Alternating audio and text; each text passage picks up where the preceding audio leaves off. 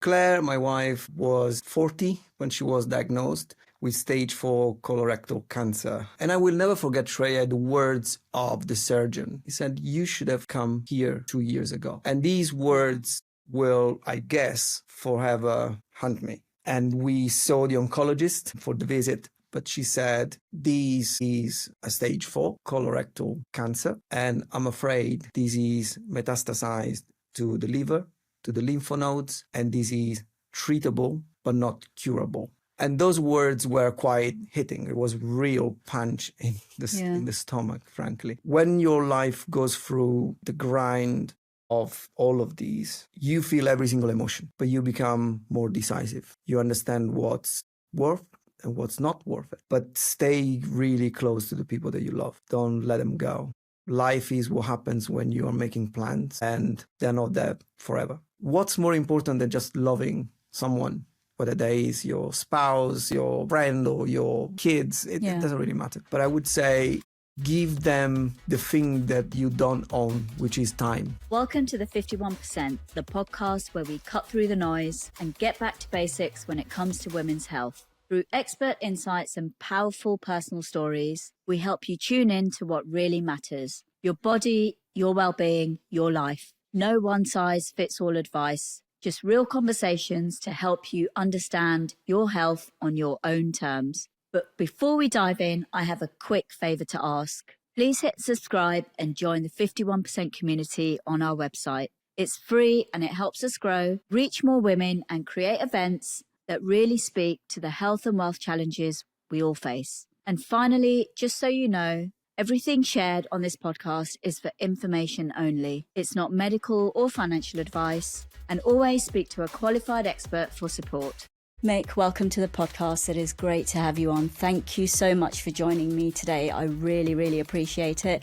We're going to be talking about your journey and also your wife's journey. Please, could you introduce yourself and talk a little bit about who you are and also why you're here, because there is a very, very important reason why you're here as well. Thank you, Shreya, for having me today and for enduring with my Italian accent for a little while. Yeah, my name is Mick, and that's probably as far as I would go about describing myself. And I am here to talk about cancer prevention. My objective is essentially to make cancer prevention more easy to understand, less complex, and eventually less scary, so that people can take action towards it and do something for themselves. Yeah, absolutely. I think prevention is key because we often kind of get to the point where whatever it is, we get something and then we then go to the GP. But in terms of looking at the before part, how can you prevent this thing from happening, whether it's cancer or something else, and a lot of people don't really look at that. So can we talk a bit about your wife's journey and how her journey with bowel cancer transpired? Absolutely. So Claire, my wife, was 40 when she was diagnosed with stage 4 colorectal cancer. Essentially, we came back from a holiday in 2023 from Italy, and she experienced some discomfort with her bowel, essentially. I thought initially was probably food poisoning, right? That's what you think, right? You come back from a holiday, you stop at the service station. 2 weeks down the line, nothing really changed. And I then decided to take the matter in my hands, and I took her to A&E. And because she was very bloated and clearly she was not eating, she was not keeping anything in, even when she was eating. So I decided, let's go to A&E. Yeah. Let's see what's going on here. After a few days at A&E, she went for a scan, and eventually they found that her stomach was completely blocked. That pushed the doctors to take her to the operating room. So it was an emergency operation, and 3 hours afterwards, she came out. Her stomach was cleared from the tumor. She came out with a stoma, and she ended up in ICU. And I will never forget, Shreya, the words of the surgeon, Professor Francis. He came out before the operation finished. He took me down this corridor at the hospital. I still remember very vividly. And he told me these words. He said, "You should have come here 2 years ago." And these words will, I guess, forever haunt me. 2 years ago. That was an indication of how big, how spread the tumor was. Fast forward a few weeks, we did a PET scan to understand what was going on. Actually, beforehand, she ended up in ICU for further complications. And I was looking at her during those nights in ICU, and I was really thinking, I just want you to get better. All this is a nightmare. And at that point, we didn't know the entity of the tumor. A few weeks down the road, we did this PET scan, and we saw the oncologist, this amazing oncologist. Her name is Charlotte, about our age, an amazing person. And we enter her room for the visit. It was nice, sunny, warm. The door was open on the garden.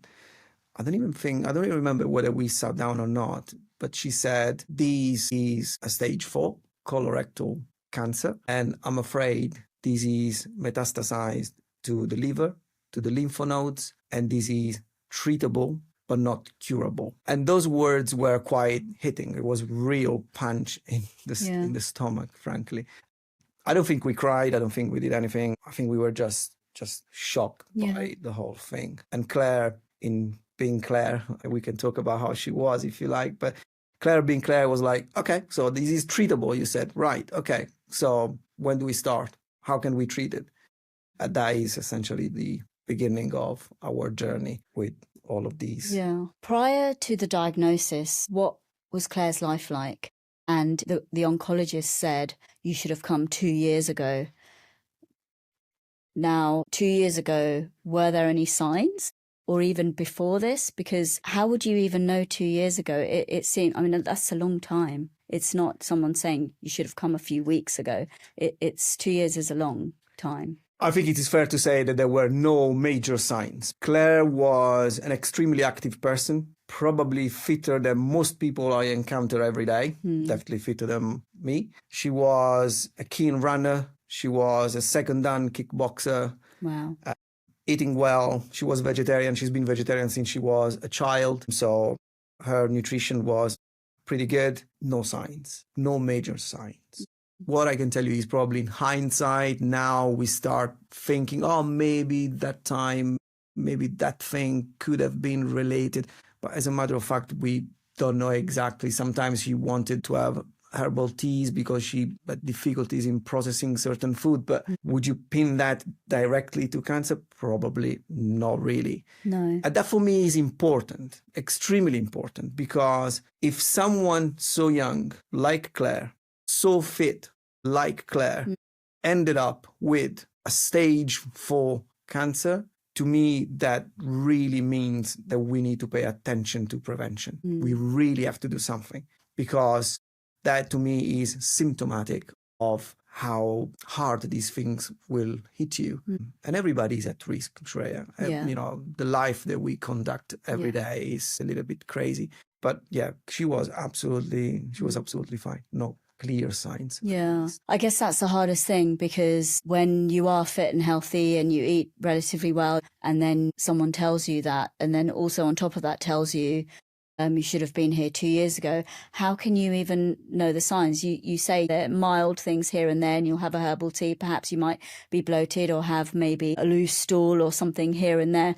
But people often put that down to either, oh, I must have eaten something funny, or sometimes even IBS, or, you know, lots of different things, right? In terms of preventative care then, what do you think are the important things to look out for? Because I know you've created a fantastic booklet, and I think it's really important. This is why we want to kind of spread the word on this, on the booklet as well, and talk about what people should be looking out for, so that they do go and see their GP, even with the slightest thing, quite early. The thing is, prevention is more of an attitude. It is a behavior. Yeah. When I go around, and I've started 6 months ago to go around and talking to people in different companies, in different setups. When I talk about cancer prevention, I see people focusing on the word cancer, getting rid of the word prevention altogether, getting scared and feeling paralyzed. And that's exactly the opposite of the behavior that I'm trying to help people to change and to have over time.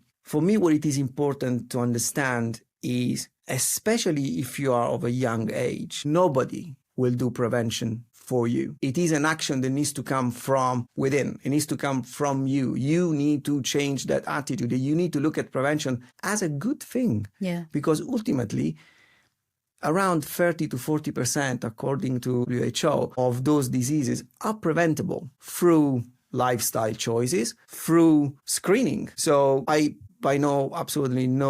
have no interest in telling people how they should conduct their lives. That's not my job, and everybody is free to do anything. But freedom comes with responsibility. And especially if you are around my age, maybe sometimes with kids, with a family, it's important that you take responsibility towards that. And you will find out that prevention actually boils down to very few actions. You know what the thing is? There are, roughly speaking, more than 200 types of cancers.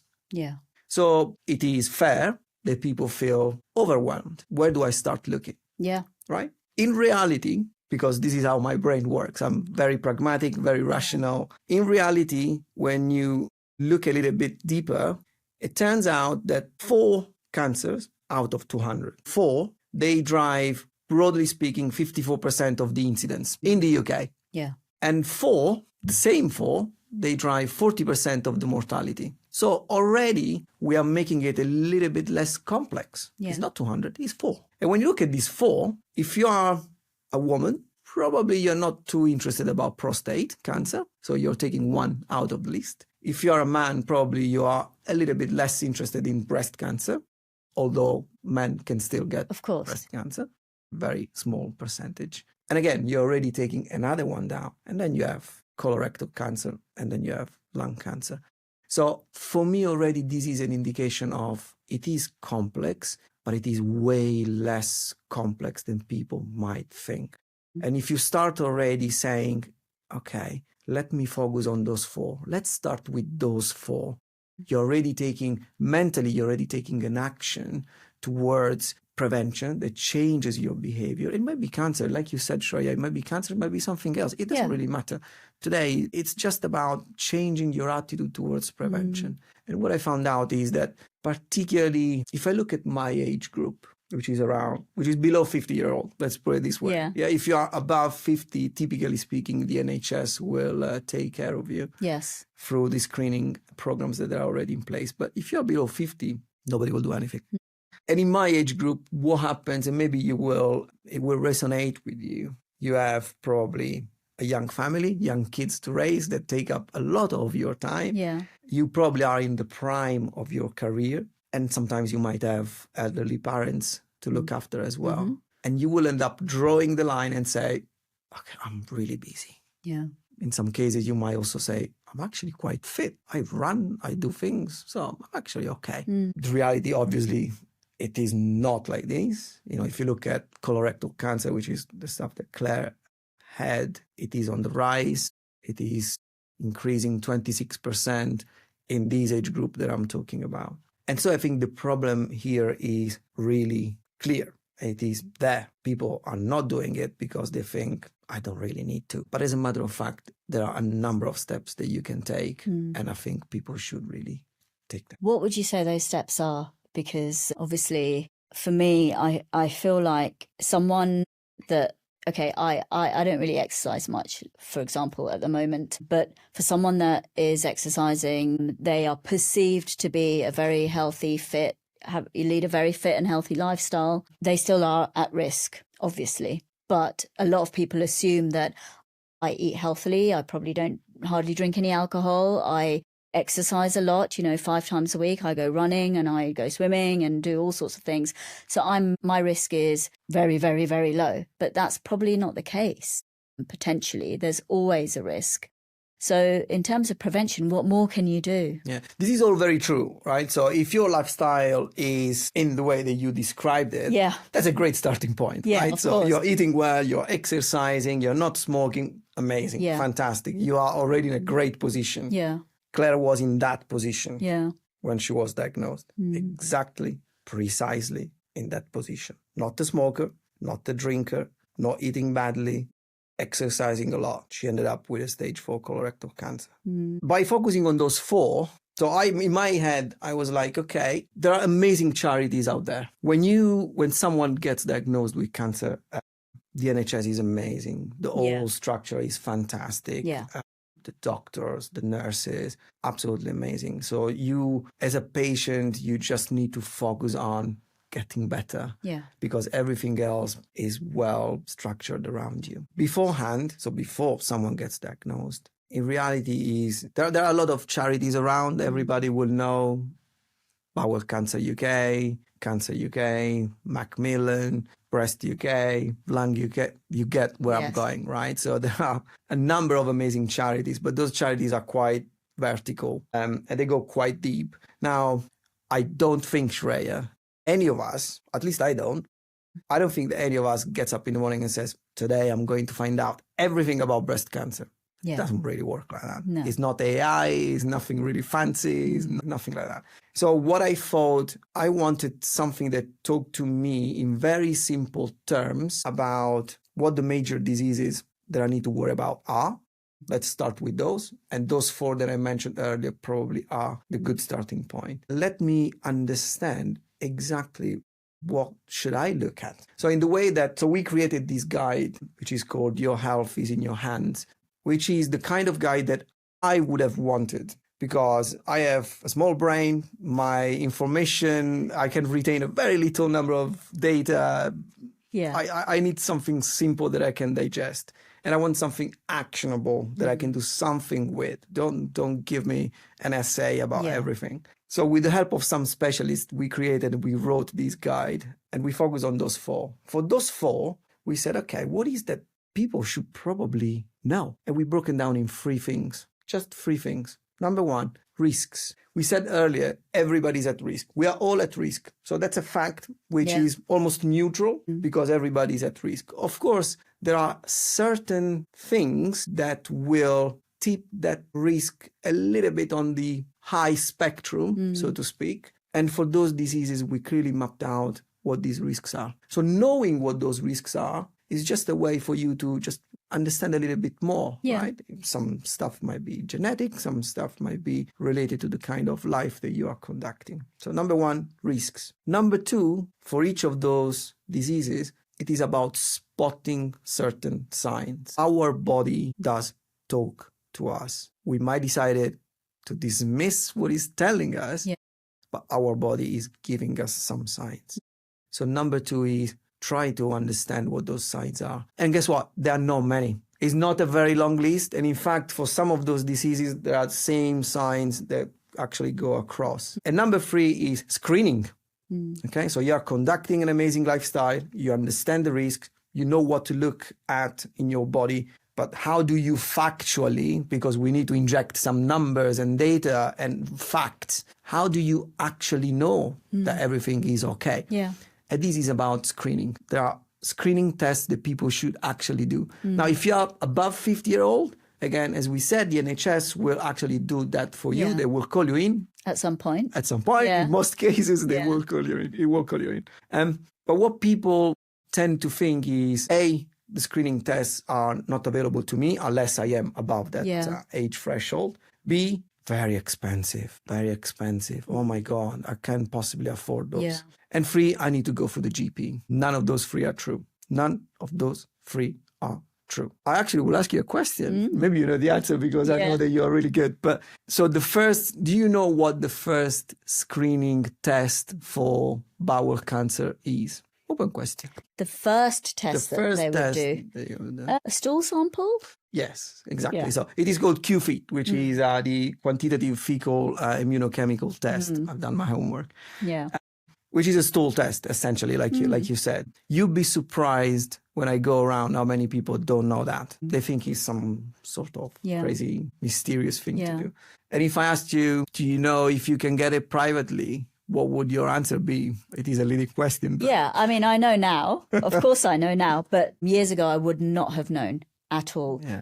And but what I do know is the GP sometimes does test your stool if you have certain symptoms. But I don't know if it's exactly the same test. The reality is, yes, it is. So you can get the QFET from private medical companies. Yeah. And you can order it just like as if you were ordering something off Amazon. Yeah. It is as simple as that. Yeah. And they're all very reliable, trustworthy companies that they give you that test. Yeah. That test is precisely the same test. And then my third question is, do you know how much does it cost? Well, I think I have a good indication now. I think it's about £100. Nope. No? Wrong question, Oh, Shreya. Okay, 1 out of 3, but that's good. That's good. That's a good track record. No, I mean, if it's around £30.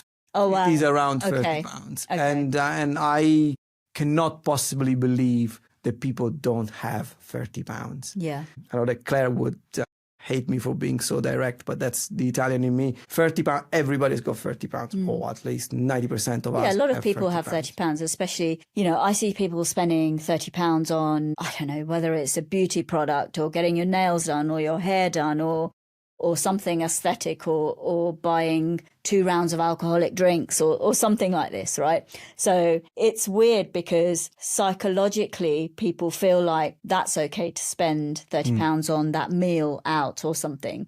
But spending £30 on a test that could tell me some information on the preventative side of my health, that might be a bit too much. Yeah. What essentially you are doing is by doing that screening test, you are creating a baseline. Yeah. That's what you're doing, Yeah. really. You're creating a baseline, which is a factual, data-based starting point. Yeah. And you can do that as many times as you want, annually, quarterly, it doesn't really matter. And then you start seeing if there are any movements. And if there are movements, by the way, it does not mean that you have something untoward that you need to worry about. Yeah. It just means that you need to move probably to your next level of screening, which depends what it is. Yeah. In the case of bowel, it could be a colonoscopy and so on and so forth. You are creating a baseline, but also you are helping yourself and you are changing the mindset towards prevention. It's becoming now a proactive thing. You're not waiting to feel ill to do something about it. You're just doing it as if it was something normal that you would typically do. Because one of the issues, and this is something that I can't really take in and I cannot accept. The UK really well behind when it comes to survival rates, cancer survival rates, compared to a number of developed countries. So for colorectal, since we are on this colorectal topic, the UK, according to the OECD data, the latest is probably in ranking 26th place. Wow. That's further down than I would have expected. Oh, yeah, absolutely. Yeah. And I cannot accept that. Coupled with the fact that every 2 minutes, everybody probably will notice that every 2 minutes, there is a new cancer diagnosis. And let that sink in. 2 minutes. It takes me more time to make my coffee in the morning. And I make many coffees, being Italian. Yeah. That is not acceptable. That means that A, the problem is real. 2, that we have an actual problem. Now, it might be, it's multifactorial. It could be, there are policy issues, there are funding issues, all sorts.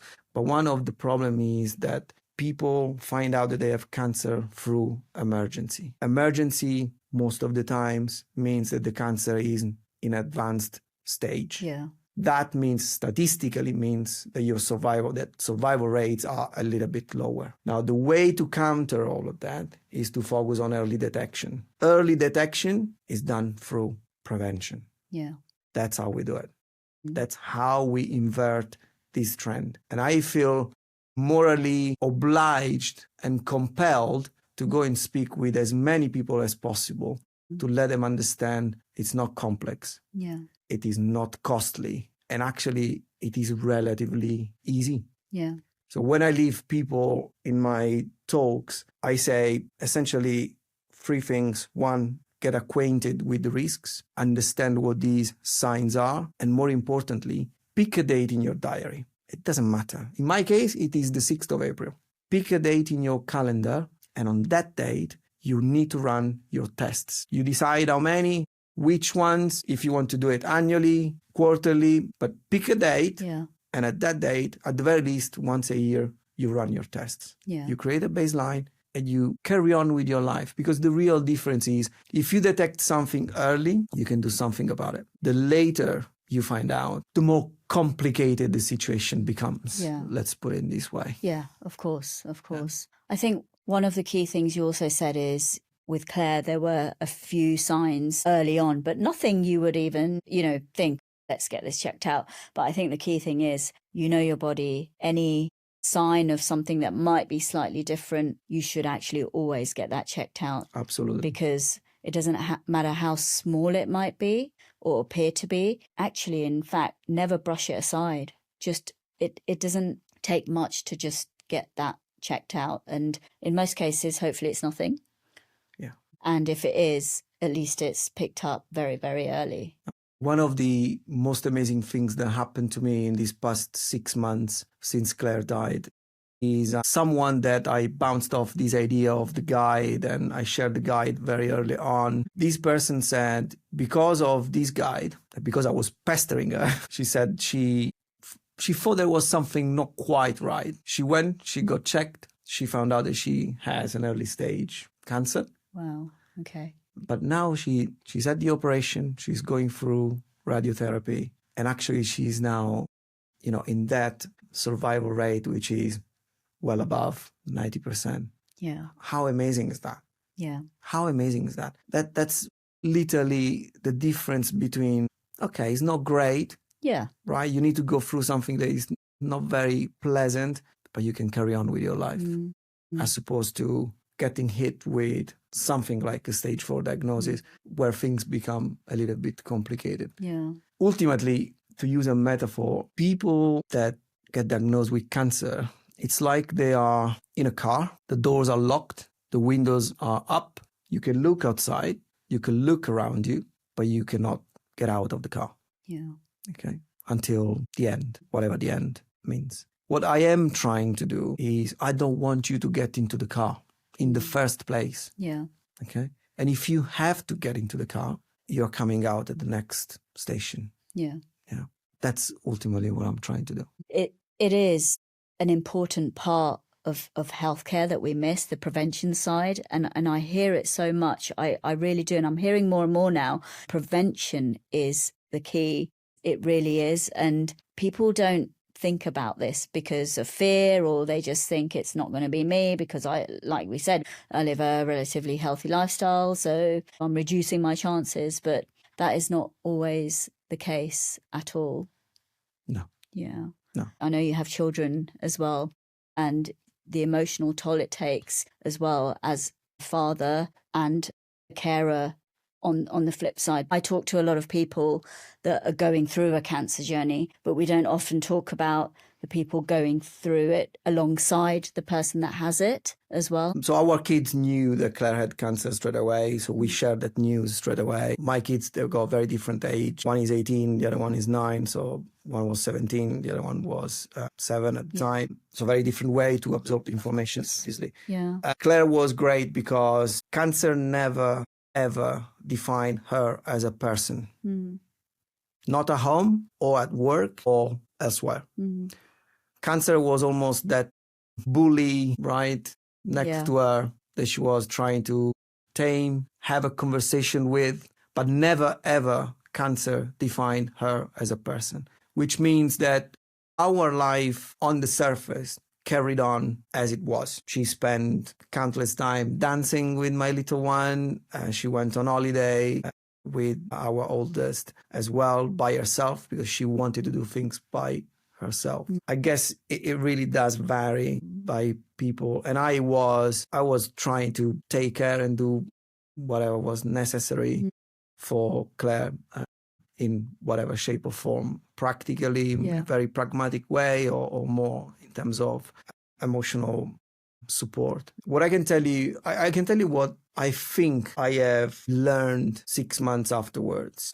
When your life goes through the grind of all of these, you feel every single emotion, but you become more decisive. You start making choices. You understand what's worth and what's not worth it. You prioritize. And, I think love is a little bit of a mystery. I'm talking the real one, not the transactional one. You do this, I love you because. There's no because. There is no transaction in place. But stay really close to the people that you love. Don't let them go. Because life is what happens when you are making plans. And They're not there forever. So everything is going to end at some point, right? So this is a fate, right? So what's more important than just loving someone, whether that is your spouse, your friend, or your kids? It doesn't really matter. But I would say give them the thing that you don't own, which is time. You can try to give the person that you love your time, all of it, all of it. Sometimes we trade time, which is very intangible, and you don't own, with something very tangible. Oh, I'm going to spend a little bit more time at work, or I'm going to do a little bit more of these, or I'm going to buy something, and you think that is buying you happiness. Yeah. And I think that should never be traded with love. So next time that you have someone that you love, just, I'd say, hug them for a little bit longer, hold their hands for a little bit longer, look at them for a little bit longer, and maybe do one exercise. Yeah. Hug them. And then close your eyes and think that they've gone forever. And then open your eyes and they're still there. Now be careful, because that will break you. I've done it. That will break you. But it will make you realize how important it is to focus on the right things. Yeah. That's what I learned. Everything else is replaceable. Yeah. You can do something about it. Yeah. Yeah. So that's really my learning. Yeah. And when you are through the cancer journey, just be there. And don't do things like, let me know what you need. Many, especially on the friendship side, Claire was very lonely. I'm really sad to say that. She was very lonely. Yeah. Except for the very first period, friends disappeared. Wow. And this is actually quite common. Yeah. And it's common even with me. Yeah. They are very close to you at the time, and then they disappear. Don't do that. Don't ghost them. And equally, don't go and say, oh, let me know what you need. Let me know what I can do. Because in that way, you are just placing the burden onto that person that is already going through so much. And you feel that you've done your bit, right? Yeah. Just show up. Just do whatever you think is good for them to do. Just do it. Just do it. Just be there and say, I'm here. That's the only thing that I would probably recommend to someone that is going through the cancer. Just be there with them. Yeah. Even if you don't have anything to say, even if you have nothing to do, just be there. Yeah. They need you. Yeah. Be there. Thank you so much for sharing that. Mick, thank you so much. It has been a pleasure. It's a privilege for me to have you on. It really is, for you to share everything that you've shared, and your passion to get this kind of preventative care message out there. And I see the importance of it so much since I met you, and since I've seen your booklet as well. I really see more and more now that it can really make a huge difference to people's lives. It really can. And I really hope I can help you get that message out there. I really do hope I can. Thank you. Thank you so much. And it's been absolutely pleasure to be here with you and share our story. Thank you so much. Thanks, Mick. Thank you.